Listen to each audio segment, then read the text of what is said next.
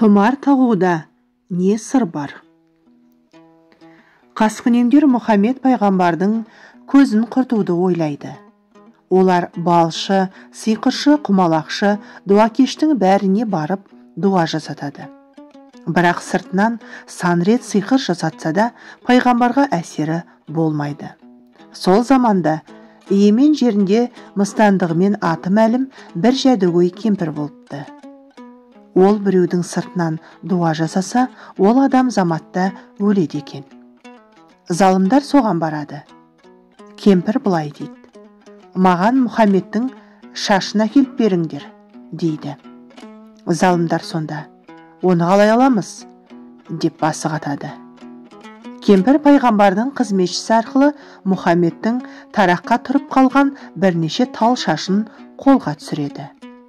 Шашқа сиқыр жасап, түйіншекке түйіп, Зәруан атты құдыққа жасырады. Ертесіне пайғамбарды науқас меңдейді.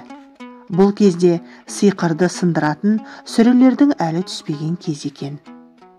Бұл мазасыз хал бірнеше күнге созылып, қауымдағы барлық мұсылманға кері әсер етеді. Тәңірі оны дуасынан айықтыру үшін Жибрил періштені жұмсайды. «Мені саған Алла жіберді.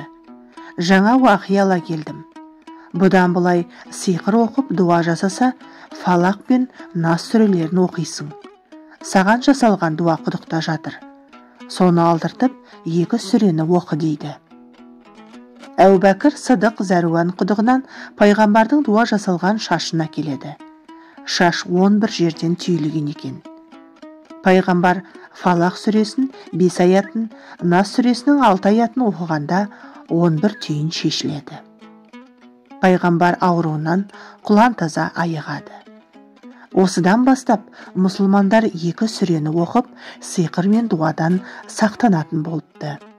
Қазақтар да бұл тәсілді әліге дейін қолданып, дуадан айығып жатады. Кей кездері аталмыш 2 сүрені молдаға жаздыртып, бойтұмар етіп тағып жүреді.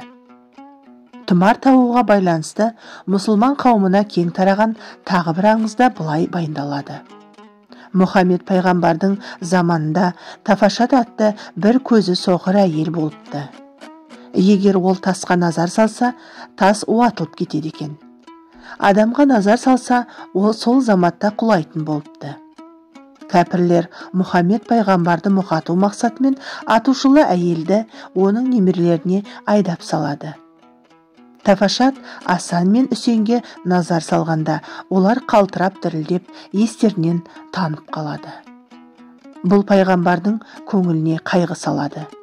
Сол сәтте Жибрил періште бір дұға жеткізіпті. Ол Аятыл Күрсі дұғасы екен. Пайғамбар Аятыл Күрсіні оқып үшкіргенде Тафашаттың сиқыры сынады. Осыдан кейін пайғамбар Аятыл Күрсі дұғасын қағазға жаздыртып, 2 немересінің мойнына тұмар етіп біліпті. Аңыз бойынша тұмарды ең бірінші Асан мен Үсенге таққан екен.